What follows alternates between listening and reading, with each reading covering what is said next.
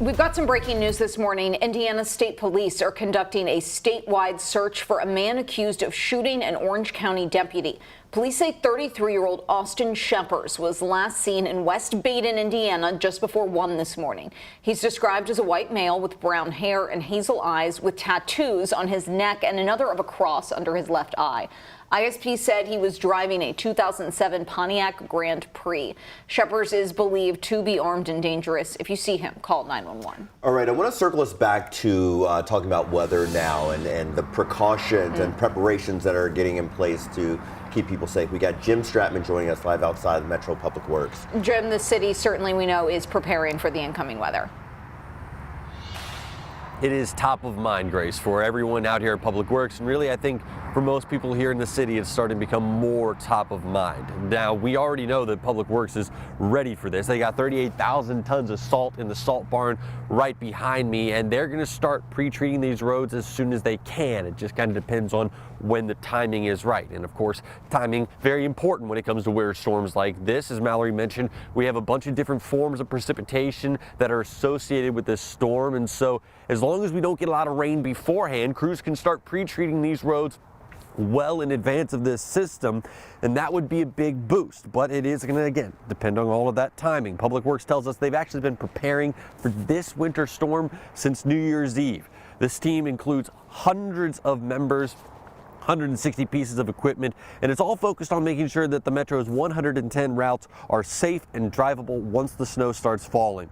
Officials here in the city have urged drivers to plan ahead, take it slow if you are out during this winter weather, and to give these crews the time and space to do their jobs.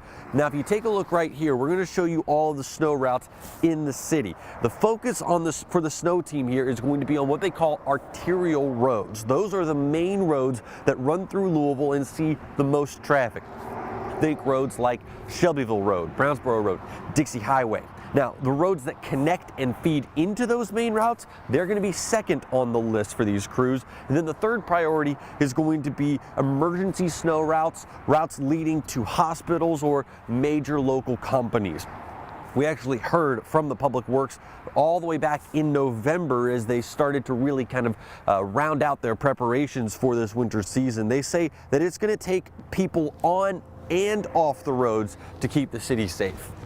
Upwards of 200 team members from dispatchers, mechanics, truck drivers, heavy equipment operators, administrative personnel, IT and GIS professionals all come together working around the clock with one goal: to ensure the public is safe and our roads are safe for travel.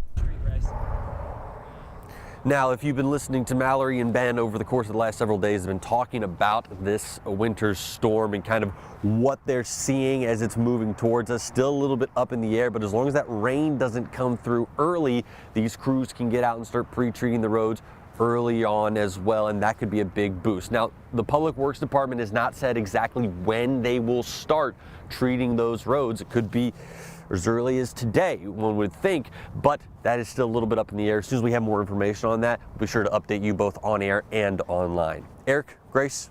Some great information there. Thank you.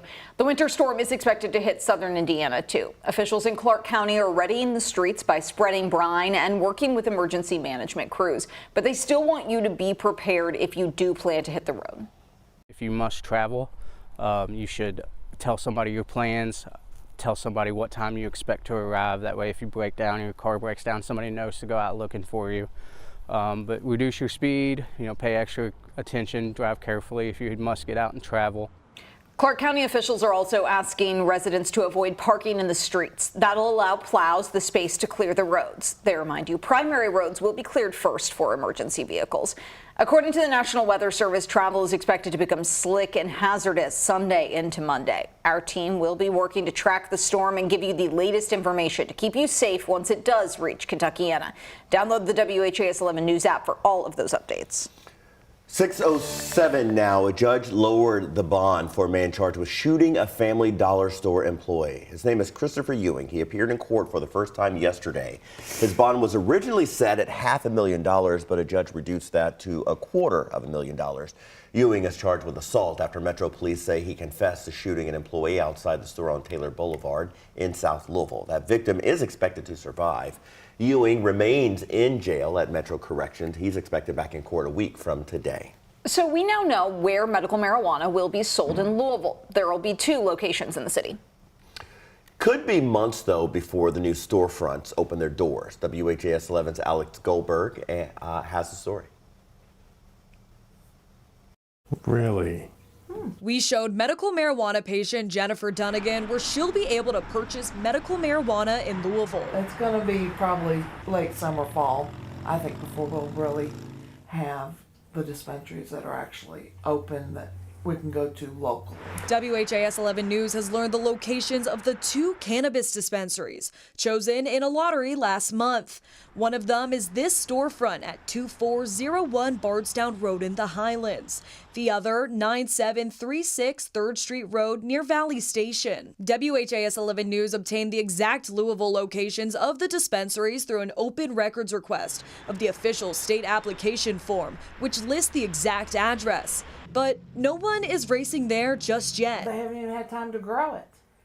They haven't had their licenses long. It takes at least 3 months for a crop. Dunnigan says even though medical marijuana became legal on January 1st, to get her hands on it, still a waiting game. They have no product yet because the law that Kentucky passed says that from seed to sale, all has to be done within the state of Kentucky, in Kentucky soil. In Louisville, Alexandra Goldberg, WHAS 11, on your side.